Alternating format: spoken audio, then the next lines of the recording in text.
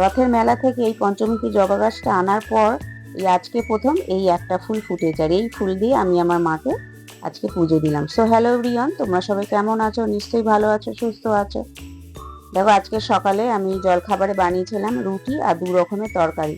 যেহেতু আমি আটাটা রাতে মেখে রাখি বলে আমার সকালে কোনো চিন্তা কোনো থাকেই না, সেই জন্য রুটিটা করে নিয়ে 2 রকমের তরকারিও করে নিয়েছি। করে নেওয়ার পরে এরপরে আমি একটা রুটি আগে চায়ে এইভাবে চুবিয়ে চুবিয়ে খেয়েছি, কারণ আমার এইভাবে চায়ের মধ্যে রুটি চুবিয়ে খেতে খুব ভালো লাগে। তোমাদের কাদের কাদের ভালো লাগে একটু জানিয়ে তো কমেন্ট করে।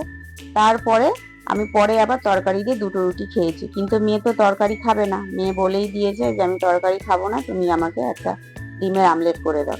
তারপর ওর দিদা ওকে একটা আমলেট করে দিতে, ও আবার 2টো রুটি এইভাবে খেলো। তো মাও হচ্ছে প্রথমে রুটি দিয়ে চা খেয়ে নিল। খেয়ে নেওয়ার পর আমি একটু বারান্দায় এসে দাঁড়ালাম, কারণ সকাল থেকেই তো বৃষ্টি হচ্ছে। আর যদিও এখন বর্ষাকালে বৃষ্টি হবে না এটা তো কোনো বলারই কথা না।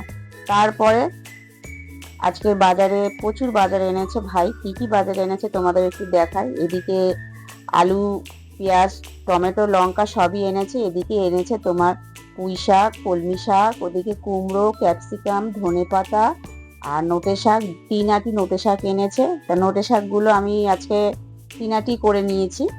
আর করেছিলাম ইলিশ মাছের ঝোল। আর মাছের মধ্যে এনেছিল চিংড়ি মাছ, মাছের ডিম, এদিকে পমফ্রেট মাছ, ওদিকে ছিল তোমার হচ্ছে ভেটকি মাছ, আর ইলিশ মাছ তো ছিলই। আর এইটা ছিল বোয়াল মাছ, আর ছিল তোমার লোটে মাছ। এই এতগুলো মাছ এনেছে। তা এতগুলো মাছ তো আজকে করা তো একদিনে করা তো কখনোই সম্ভব হয় না। হ্যাঁ, অনুষ্ঠান থাকলে সেটা ঠিক আছে, নচেত নয়। তা যাই হোক, তা সেই জন্য আজকে ঠিক করলাম ইলিশ মাছে সর্ষে বাটা দিয়ে ঝাল করব। সেই জন্য আমি সর্ষে বাটাটা সুন্দর করে পেস্ট করে নিয়ে মাকে দিলাম। মা এদিকে মাছটা হালকা করে একটু ভেজে নিয়ে তারপরে কড়াইতে তোমার ফোড়ন দিয়ে, ওদিকে বেগুনও কেটে রেখেছিল, বেগুনটা সুন্দর করে তেলে ভেজে নিয়ে তারপরে পেস্টটা আমি দিতে যাচ্ছিলাম, কিন্তু আমার এক হাতে মোবাইল ছিল, সেই জন্য আর হচ্ছিল না। সেই জন্য মা বললো তাহলে দে আমি করি, তুমি করো। এদিকে তারপরে আমি একটু টক দই দেবো বলে ফ্রিজ থেকে টক দইটাও বার করে সুন্দর করে বাটিতে আমি গুলিয়ে নিচ্ছিলাম। গুলিয়ে নিয়ে ওইটা আমি দিয়ে দিলাম ঝোলের মধ্যে।